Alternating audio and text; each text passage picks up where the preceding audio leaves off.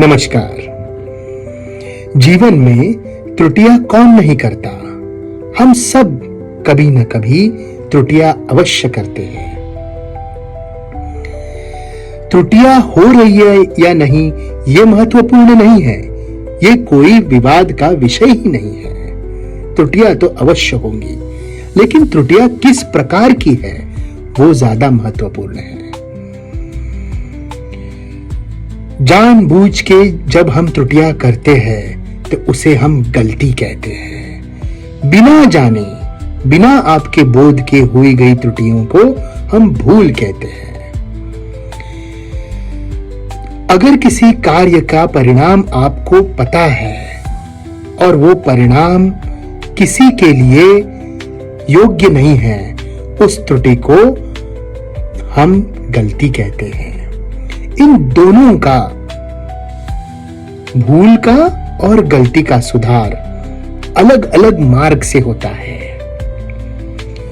भूल को सुधारने के लिए आपको प्रायश्चित पर्याप्त है।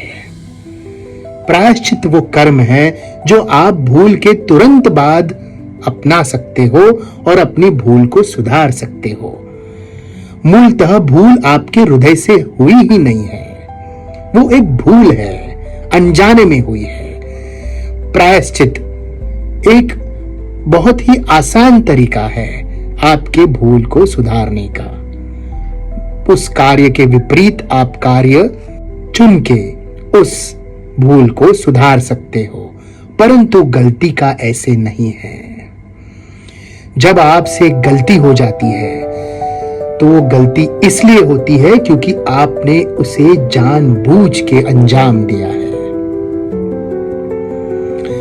इसके लिए प्रायश्चित पर्याप्त नहीं है। मूलतः प्रायश्चित तो बहुत बाद में आएगा।